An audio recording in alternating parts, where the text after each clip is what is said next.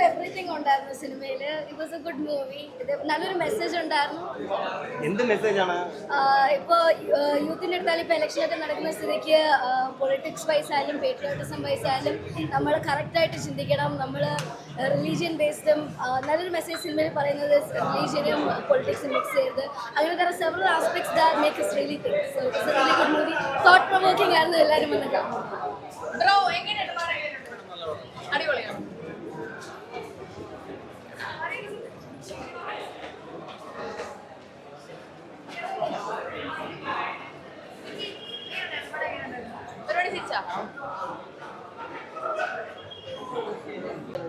ഒരു നോർമൽ സ്റ്റോറിയാണ്. നമ്മുടെ എന്താ പറയുക, ഇതിലൊക്കെ കാണുന്ന പോലെ വലിയ പൊളിറ്റിക്കൽ അങ്ങനെ വലിയ സംഭവമൊന്നുമില്ല. ക്ലൈമാക്സും അത്ര വൺ ടൈം വാച്ചാണ്. ക്ലൈമാക്സും അത്ര ഭയങ്കര സൂപ്പറായിട്ടൊന്നും തോന്നിയില്ല. നമ്മുടെ ധ്യാൻ്റെയും ആളുടെയൊക്കെ നിവിൻ പോളിയുടെയൊക്കെ കോമഡീസൊക്കെ ഉണ്ട് എന്നല്ലാതെ ഫസ്റ്റ് ഹാഫ് നല്ലതായിരുന്നു. സെക്കൻഡ് ഹാഫ് അതിന് കുറച്ചുകൂടി എക്സ്പെക്ട് ചെയ്തു, പക്ഷേ അത്ര ഭയങ്കര സംഭവമായിട്ട് തോന്നിയില്ല. നല്ല മൂവിയാണ്.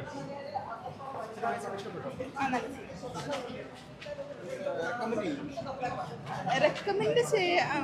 നിവിൻ്റെ ഒരു കമ്പാക്ക് എന്നുള്ള രീതിയിൽ റെക്കമെൻഡ് ചെയ്യും. ഒരു സ്റ്റോറി നോക്കുകയാണെങ്കിൽ നമ്മൾ കാണുന്ന സൊസൈറ്റിയിൽ കാണുന്ന കുറേ പ്രോബ്ലംസും കുറച്ച് കമ്മ്യൂണിറ്റിയുടെ പ്രശ്നംസും അങ്ങനെ കുറേ പ്രോബ്ലംസ് എല്ലാം കൂടെ ഇൻക്ലൂഡ് ചെയ്തൊരു നല്ല മൂവിയാണ്. അനശ്വരയ്ക്ക് ഒരു കുറച്ച് സമയം മാത്രമേ ഉള്ളൂ ഇങ്ങനെ പടത്തിൽ.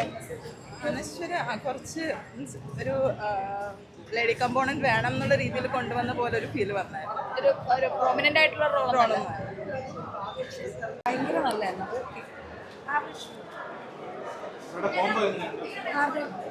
അത് ഫസ്റ്റ് ഹാഫിൽ മാത്രമേ ഉള്ളൂ. അത് ഫസ്റ്റ് ഹാഫ് കുഴപ്പമുണ്ടായിരുന്നില്ല. സെക്കൻഡ് ഹാഫ് കുറച്ച് ലാഗുണ്ട്.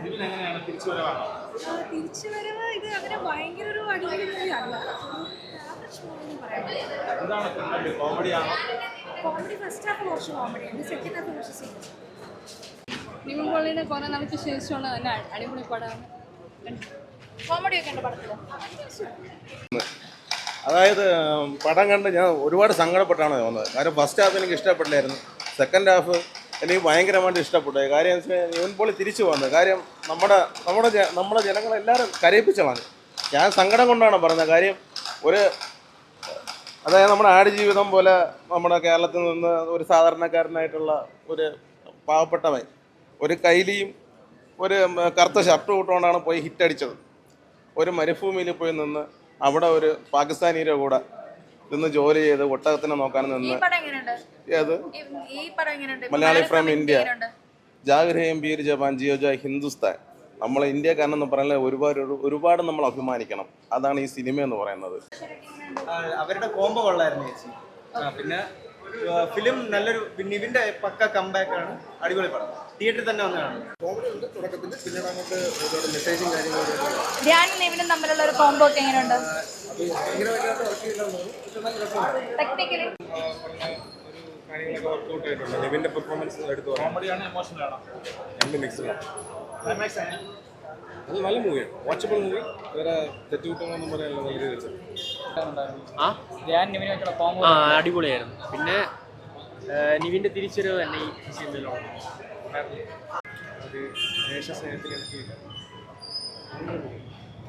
കോമഡി ഉണ്ടോ? നിവിനും